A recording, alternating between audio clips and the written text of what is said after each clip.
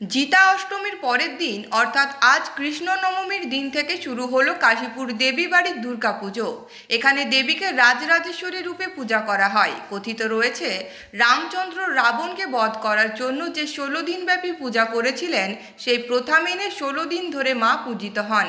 সেই কারণে এই পুজোকে ষোড়শকল্পের পুজো বলা হয়। আগমনী গানের মধ্য দিয়ে শুরু হয় পুজো। পঞ্চকোট রাজবংশের পুরোহিত জানান, এই মন্দিরে বেল্লি বরণের পুজো হয় না, মা সারা বছরই অধিষ্ঠিত থাকেন। এখানে আজও বলির প্রথা রয়েছে।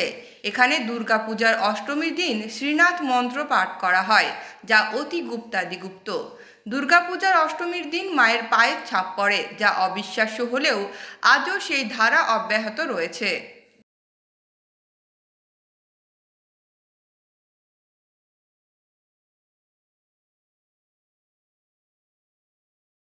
বিক্রমাদিত্যের সপ্তম পুরুষ জগদ্দেবের কনিষ্ঠ পুত্র এখানে জন্মগ্রহণ করেন এবং এখানেই তিনি রাজত্ব স্থাপন করেন, যে রাজ্যের নাম দিয়েছিলেন চাকলা পঞ্চকোট।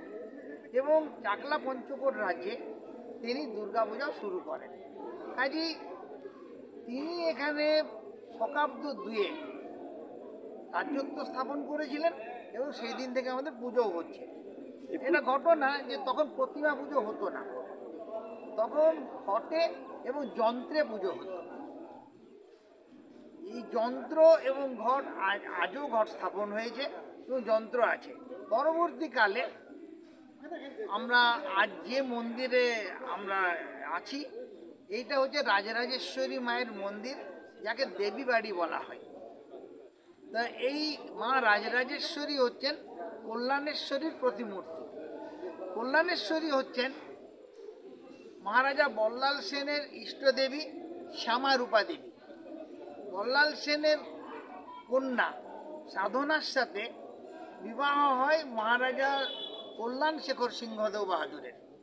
এবং কল্যাণ শেখর সিংহদেও বাহাদুরের যখন বিবাহ হয়, বিবাহ সূত্রে তিনি এটাকে যৌতুক হিসাবে পান এবং যখন নিয়ে আসেন এই শবনপুরে অনেক ঘটনা ঘটে। শবনপুরে তিনি এটাকে মাকে রাখেন একটা গুফার মধ্যে এবং পরবর্তীকালে যখন তুলতে যান দেখেন যে মা ওখানে রয়ে গেছেন, প্রতিষ্ঠিত হয়ে গেছেন। তখন রাজা এবং রানী উঠাতে চেষ্টা করেন, যখন ওঠাতে পারলেন না, তারা ওখানে ধর্ণা পড়েন। এই ধর্ণা পড়ার পরে 3 দিন 3 রাত থাকার পরে স্বপ্নাদেশ হয় যে না, আমি এখানে আসার জন্য তোদের মাধ্যম হিসাবে ব্যবহার করেছিলাম। আমি এই শবনপুরে, জায়গাটার নাম ছিল শবনপুর, গ্রামটার নাম, এই শবনপুরে আমি এখানে থাকব।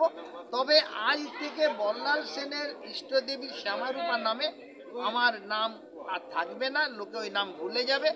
আজ থেকে নামকরণ হবে মহারাজা কল্যাণ শেখর সিংহদেবের ইষ্টদেবী কল্যাণেশ্বরী হিসাবে।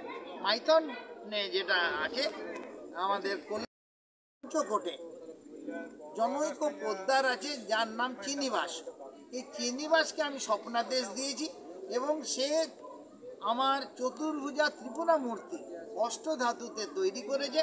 সেই মূর্তি তুই নিবি এবং যার নাম রাখবি রাজরাজেশ্বরী। এই রাজরাজেশ্বরীর তুই বিশেষ পুজো করবি। বিরাচারী তন্ত্রমতে এর পুজো হবে এবং আমি এই বিরাচারী তন্ত্রমতে যে 16 দিনের যে পুজো হয়, এই 16 দিনের পুজোই হবে। মহাষ্টমীর দিনে আমি সন্ধিক্ষণে আমি তোদের পুজো নিতে যাব এবং আমি যে গেছি তার প্রমাণস্বরূপ পায়ের ছাপ ফেলে আসবো। তা বলা বাহুল্য এবং অবিশ্বাস্য হলেও এটা ঘটনা যে আজও কিন্তু মায়ের পায়ের ছাপ আমরা দেখে থাকি প্রতি বছর। গত বছরও আমরা এটা দেখেছি। মা এখানে আসেন, এটা আমাদের বিশ্বাস এবং আমরা মনে করি যে যতদিন আমরা ভক্তির সাথে এই পুজো আরাধনা করে যাব, মা আসবেন। আমরা কিন্তু